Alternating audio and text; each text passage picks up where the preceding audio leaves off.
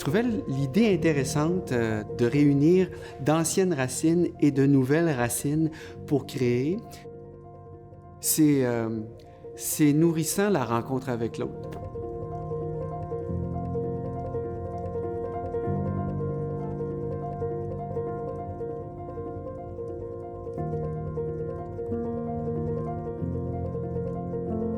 Même quand tu quittes et que tu reviens, tu n'es plus le même non plus. Donc, à chaque fois, il y a quelque chose de différent. Tu t'enracines un petit peu partout. Puis, on a réalisé qu'on a vraiment besoin du commun pour avancer. Yo creo que Quebec y Canadá te da la oportunidad de hacer esas cosas, como esto, con ciertos proyectos que nos permiten a nosotros entrar en esta sociedad. On va coopérer ensemble, le fait de voir qu'on peut travailler ensemble, coopérer ensemble, on ne se connaît pas, mais on arrive à construire quelque chose ensemble, ça apaise en fait.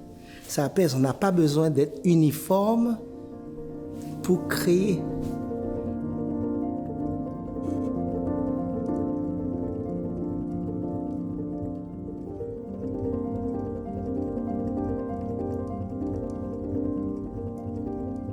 Alors, le projet Racines plurielles est un projet que Culture pour tous a proposé aux bibliothèques. C'est vraiment dans le principe de réunir des gens d'anciennes racines et de nouvelles racines dans un projet culturel qui peut varier d'un endroit à l'autre. C'est quelque chose qui se passe partout au Québec. Les bibliothèques décident de participer et décident de leur propre projet. Nous, cette année, on a décidé de faire Racines chantantes.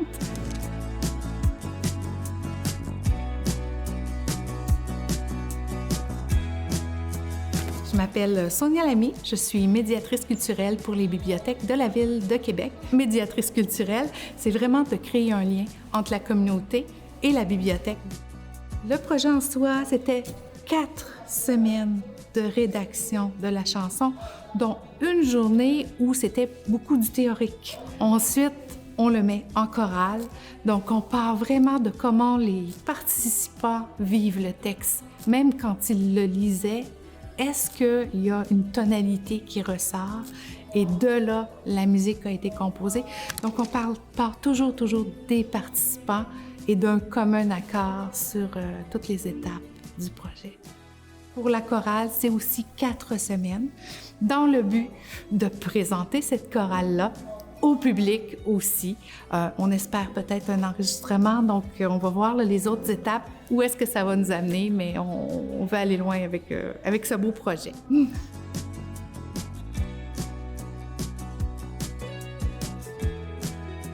Claude Vallière, je suis auteur, compositeur, interprète et j'ai été prof en chanson et en musique dans différentes universités au Québec à l'École nationale de la chanson. Alors j'ai été impliqué dans le projet en tant que formateur pour amener le groupe à écrire les paroles d'une chanson.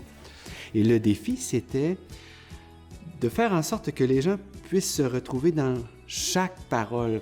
Donc, on est parti du point de départ que chacun avait un vécu différent, mais avait des similitudes dans leur parcours. Donc, c'est autour de ça qu'on a construit. Ce que j'ai tenté de faire, c'est d'être le moins interventionniste possible. En fait, d'être le plus encadrant possible, d'avoir un cadre très clair, parce que sinon, ça peut partir dans tous les sens, sincèrement. Tu sais. Ce qu'on a fait, c'est plutôt faire un remue-ménage, puis essayer de voir des thèmes qui pourraient les intéresser. Par la suite, on a essayé de tisser des liens avec certains mots qui sont sortis, certains thèmes. Et on s'est rendu compte que il y avait quelque chose qui se profilait. Il y avait un thème qui tournait autour de l'immigration, de l'adaptation au pays d'accueil, du fait de partir de chez soi sans renier ses racines. On s'est servi de ça pour créer la base. Je suis Vania Basurco. Mon pays d'origine, c'est Pérou. Et j'arrive au Québec depuis 1 an et demi. Avant de venir, je ne parlais rien français. Au Pérou, je suis médecin de famille. je m'inscris en cet atelier écriture en français. Et je ne savais pas que c'est une écriture d'une chanson. Et quand j'arrive ici, c'est une surprise pour moi parce que je ne chantais pas, je ne jouais quelque instrument, jamais je vais faire quelque chose comme ça. Ici, pour tous les quartiers, il y a une bibliothèque. C'est une chose merveilleuse. C'est une bibliothèque et une ludothèque. Et la ludothèque, c'est une chose parfaite pour mes enfants. Moi, c'est Stéphane Ropars. C'est un peu particulier parce que je suis né à Toronto, mais j'ai vécu 30 ans en Bretagne. Et je viens de revenir, en fait, là, il y a 4 ans, avec ma famille, du coup. Je suis plus un musicien, donc moi, je suis plus dans la musique, la création musicale. Mais l'écriture et les mots, j'ai jamais été vraiment à l'aise. Et curieusement, quand on nous a demandé de commencer à écrire, et les mots sont sortis sur ce que j'étais fier, ce dont j'étais fier, et puis la façon dont je me représentais, en fait. Les bibliothèques d'ici, de Québec, ça propose énormément de choses et je trouve que c'est très vivant. Donc moi je suis Ludovic Dubé. Moi je suis là pour essayer de faire naître du groupe la chanson qui est cohérente par rapport aux paroles que nous avons créées ensemble. Je voulais arriver neutre et qu'on co-construise ensemble quelque chose. Mais au final c'est le groupe qui va avoir raison. Et du fait que si on travaille comme ça, ben, finalement on crée une confiance entre chaque individu qui nous permet de développer, on va dire, un chef-d'œuvre. Et à mon avis, c'est là que la musique devient intéressante, c'est là que les arts deviennent intéressants. C'est vraiment un langage, une communication, donc on va véhiculer des émotions. La personne qui écoute, lui, il va interpréter ce qu'il entend. L'objectif, c'était vraiment de créer du vivre ensemble. L'envie, c'est de pouvoir faire en sorte que la personne qui ne sait pas chanter puisse se trouver confortable dans une démarche de chant.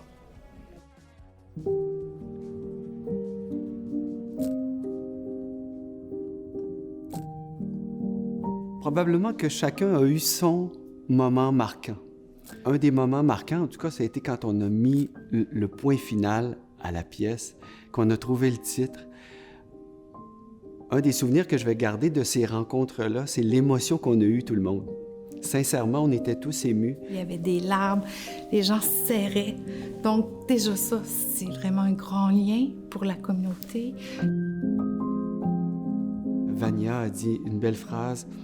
Je commençais à apprendre le français pour faire la chose quotidienne. Mais c'est la première fois que je peux sentir un petit peu en français. Ma langue maternelle, c'est l'espagnol. Et mon sentiment s'exprime en espagnol. Mais c'est différent quand tu parles français parce que les sentiments en ma tête sont en espagnol. Cette expérience, c'est enrichissant pour moi, exprimer mon sentiment en français. Et c'est la première fois que je peux faire cette chose depuis 1 an et demi. Je pensais jamais sentir en français.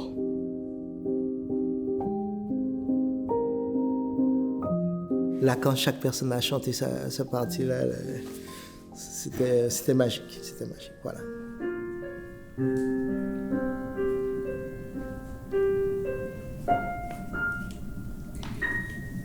Partir de son pays, c'est se remettre en jeu, laissant tout derrière moi, espérant trouver mieux. J'ai mis dans ma valise une poignée de terre, la photo de ma mère, le parfum de mon père, le regard confiant et inquiet à la fois. J'apprends la vivre à l'heure, à blâmer les grandes fois, mais mes beaux passeront comme passe l'hiver.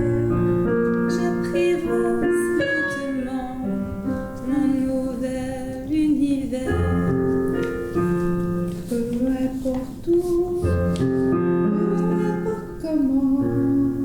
Je sais qui je suis, je sais d'où je viens. Peu importe le passé, peu importe le présent. Je sais qui je suis, je sais d'où je viens. Tout le monde peut être quoi? Peu importe où, peu importe comment, je sais qui je suis, je sais d'où je viens. Peu importe le passé, peu importe le présent, je sais qui je suis, je sais d'où je viens. Bravo!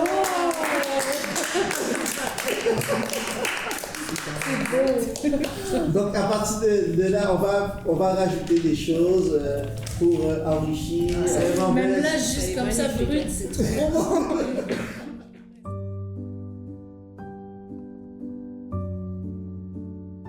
Si tout le monde est pareil, on devient stérile, on devient stérile et l'humain il meurt. Moi je dis toujours, si on chantait plus dans ce monde, il y aurait moins de guerres.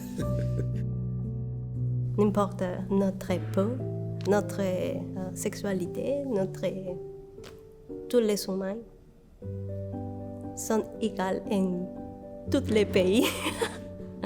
Oui. Et je pense que la diversité enrichisse la culture. Je suis dans une phase d'hibernation en termes d'écriture.